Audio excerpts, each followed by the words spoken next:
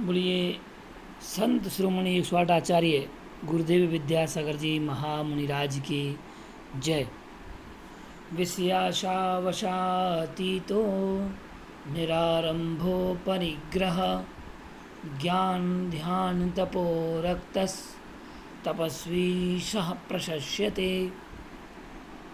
जो विषयों की आशाओं से रहित हैं, निरारंभ हैं,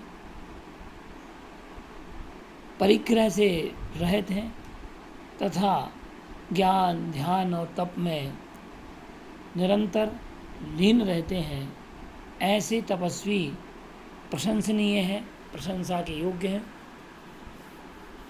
आज संत शिरोमणि 108 आचार्य गुरुदेव विद्यासागर जी महामुनिराज का 53वां दीक्षा दिवस है और आज हम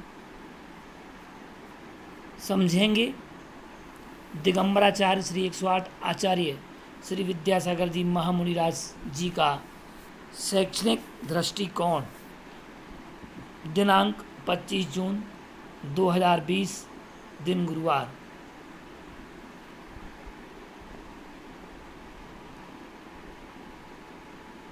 दो 2018 में हमने आचार्य महाराज श्री का संयम स्वर्ण महोत्सव मनाया, उनका वात्सल्य पर्व मनाया। आज हम 53वां दीक्षा दिवस मना रहे हैं और आषाढ़ शुक्ल पंचमी।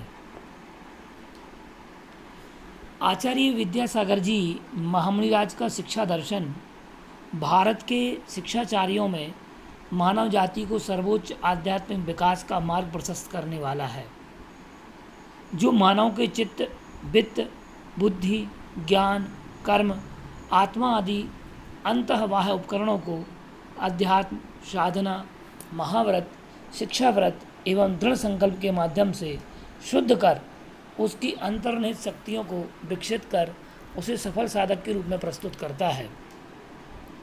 आज हमारा जो विषय है आचार्य विद्यासागर जी महामुनिराज जी का शैक्षणिक दृष्टिकोण। संत शिरोमणि आचार्य 108 विद्यासागर जी महामुनिराज जी का व्यक्तित्व अपार वारिधि की राशि के समान अनंत, विराट, विशाल, अनुपमेय, अतुलनीय, अकथनीय, गंभीर एवं अवर्णनीय है। फिर भी केवल आत्मसंतुष्टि के लिए उनके व्यापक शैक्षिक दृष्टिकोण को दृष्टि में रखकर उनके व्यक्तित्व एवं व्यापक चिंतन के द्वारा आपके समक्ष प्रस्तुत कर रहे हैं। कहा भी गया है, अचिंत्यो ही महामना प्रभावः, महान आत्माओं का प्रभाव अचिंतनीय है। आचार्य महाराज श्री की शिक्षा के विषय में हमें जानना है और हम संस्कृताचार्यों और संस्कृत ग्रंथों में जो शिक्षा की परिभाषा आई है, हम उस बात को समझ रहे हैं, जान रहे हैं। शिक्षा की उत्पत्ति संस्कृत की शिक्ष धातु से आप्रत्यय लगाने से हुई है, जिसका अर्थ है सीखना और सिखाना। आचार्य श्री भी यही कहते हैं कि जो स्वयं सीखे और अपने उत्तराधिकारी को सिखाए, वह सच्ची शिक्षा और सच्चा शिक्षक है। अर्थात आचार्य ज्ञान सागर जी महाराज और आचार्य विद्यासागर जी महाराज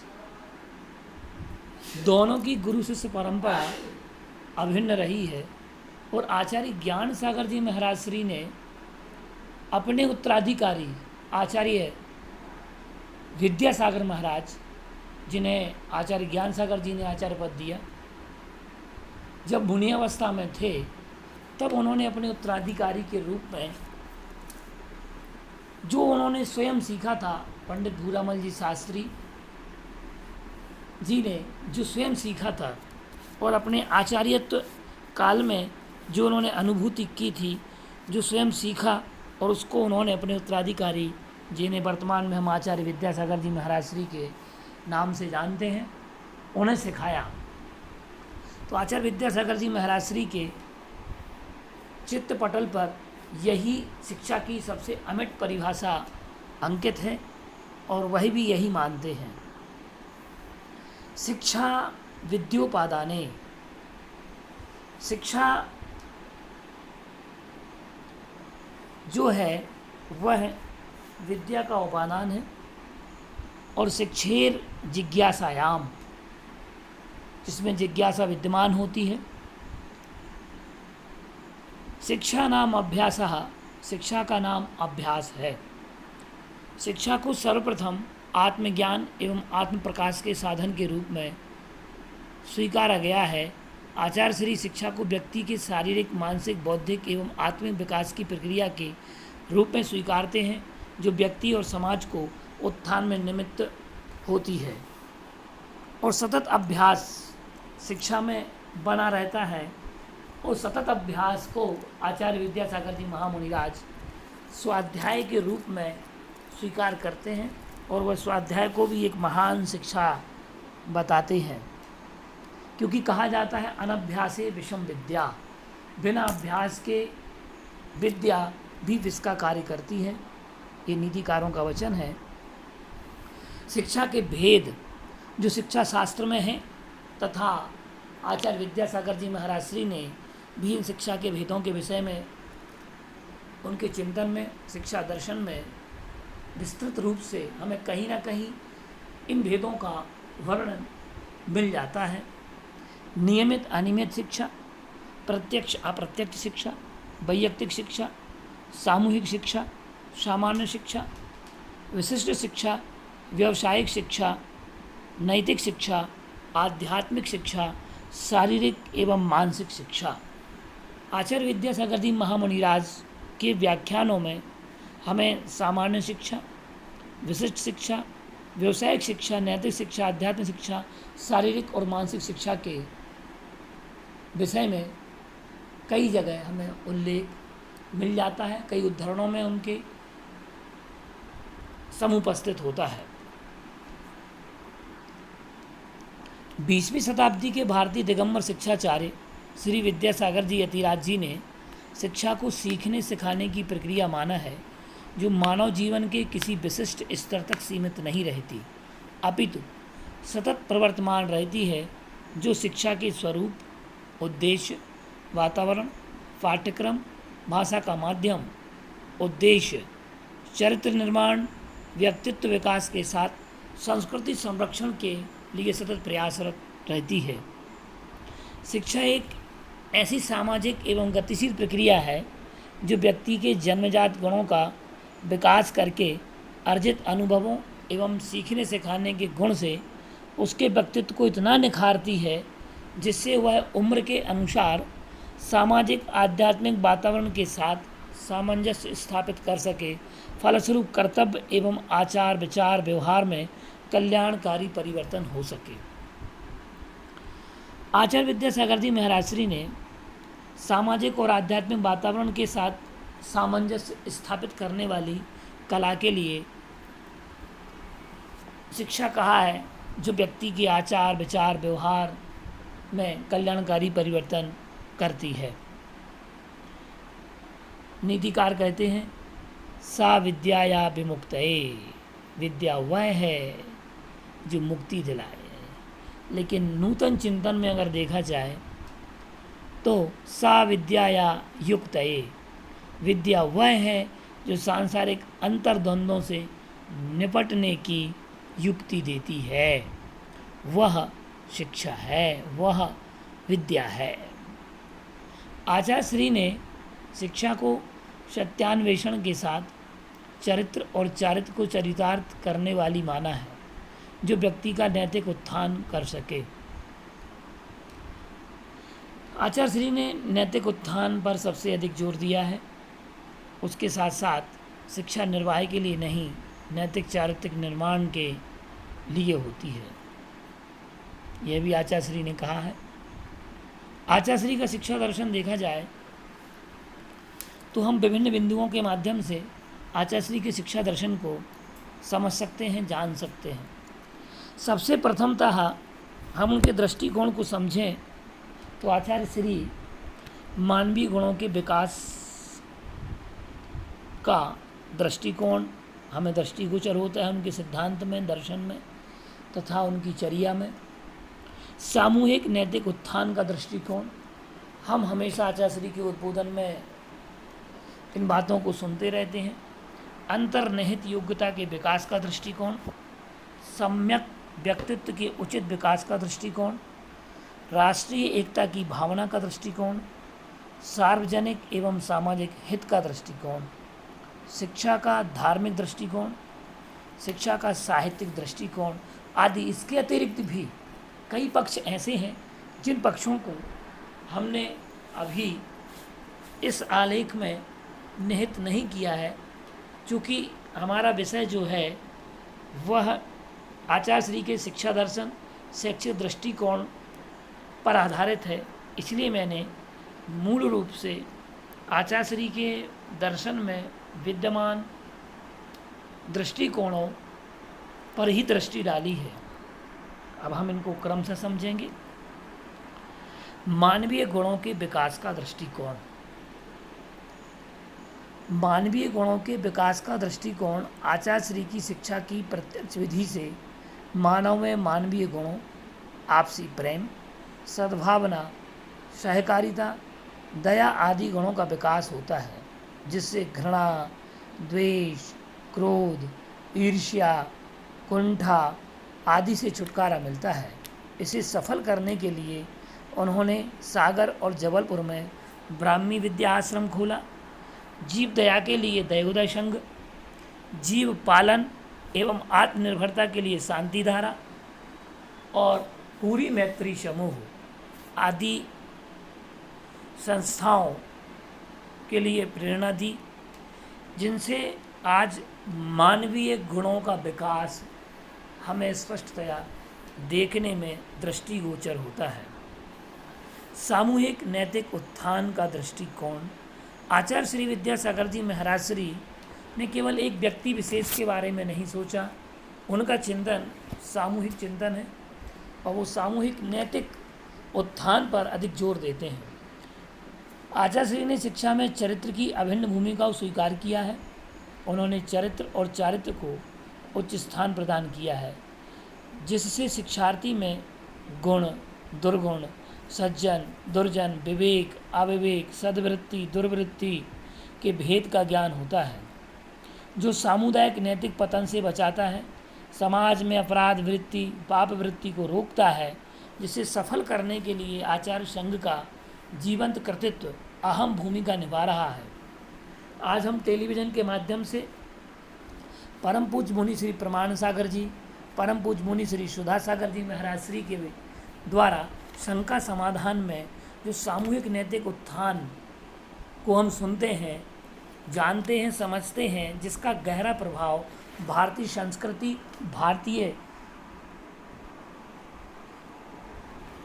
मूल्यों के संरक्षण के लिए आचार्य विद्यासागर जी महाराज जी के सुशिष्य तथा उनकी सुशिष्याएँ आरिका गुरुमती माता जी, आरिका आदर्शमती माता जी, दृढ़मती माता जी, आरिका रत्न 105 भावना प्रभावनामती, सदैमती, भक्तिमती माता जी एवं अन्य और संघ भी, जिन संघों को हम टेलीविज़न पर नहीं देखते हैं, लेकिन हम जिनको दूरदर्शन पर नहीं देखते, वो मुनिराज गांव-गांव में जाकर के चातुर्मास स्थापना करके साक्षात दिग्दर्शन हमें प्रदान करते हैं, दिग्भ्रांतियों को दूर करते हैं। ऐसे मुनि श्री विमल सागर जी, अनंत सागर जी, धर्म सागर जी, भाव सागर जी, अचल सागर जी, परम पूज्य निर्यापक मुनि श्री समय सागर जी आदि महान महान संत आज गुरुदेव के जीवंत कृतित्व के रूप में नैतिक उत्थान को करने में लगे हुए हैं, संलग्न हैं। अंतर्निहित योग्यता के विकास का दृष्टिकोण, ये आचार्य श्री का सबसे मूलभूत दर्शन रहा है, जो आत्मा के अंतर्निहित गुण हैं, योग्यता है, क्षमता है, उनके विकास के विषय में आचार्य श्री ने बहुत अधिक कार्य किया है आचार्य का मानना है कि शिक्षा मनुष्य की अंतर्निहित योग्यताओं, क्षमताओं एवं शक्तियों का विकास करने में महत्वपूर्ण भूमिका निभाती है, जिससे अभ्यर्थी में अंतर्निहित आत्मनिर्णय क्षमता, आत्मशक्ति, आत्मानुशासन, प्रबंधकीय एवं प्रशासकीय क्षमता का विकास किया जा सकता है।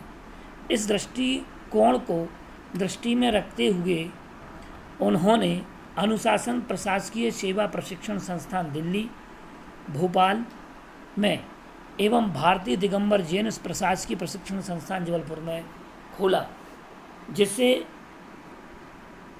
समाज में अंतर्निहित योग्यता को तलाशा जा सके, उनके प्रबंधकीय प्रशासकीय गुणों का परीक्षण किया जा सके। ये दृष्टिकोण आचार्य गुरुदेव विद्यासागर जी महाराज श्री का रहा है। सम्यक व्यक्तित्व के उचित विकास का दृष्टिकोण।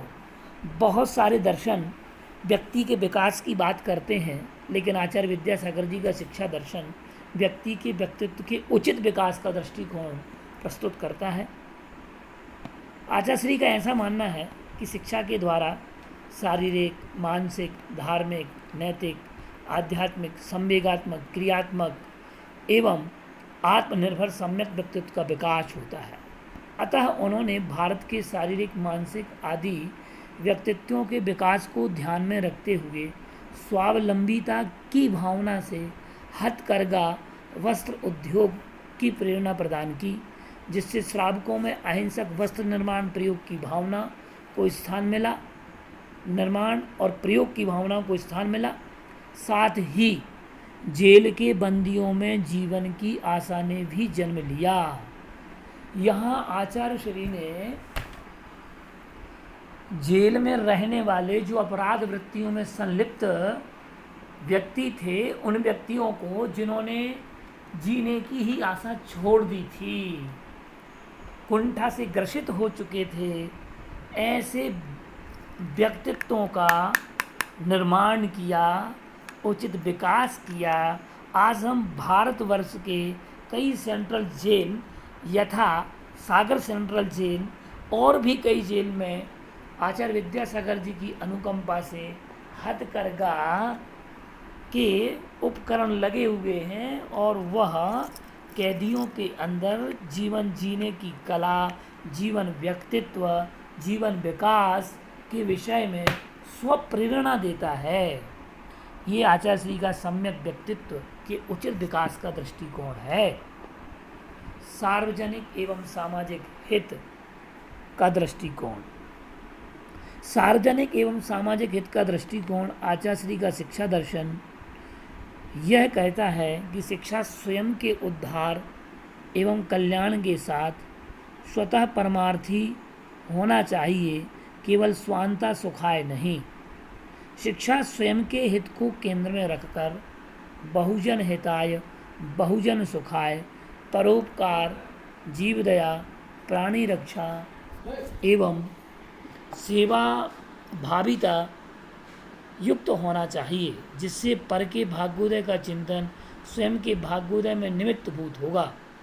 आपने प्राणियों की सेवा, उनकी स्वास्थ्य रक्षा के लिए सागर मध्य प्रदेश में भाग्योदय तीर्थ जैसे चिकित्सा सेवा संस्थान सामाजिक सार्वजनिक हित के दृष्टिकोण से खोला, जो समाज को परोपकार एवं सेवा की साक्षात प्रत्यक्ष शिक्षा प्रदान करता है। राष्ट्रीय एकता की भावना का दृष्टिकोण।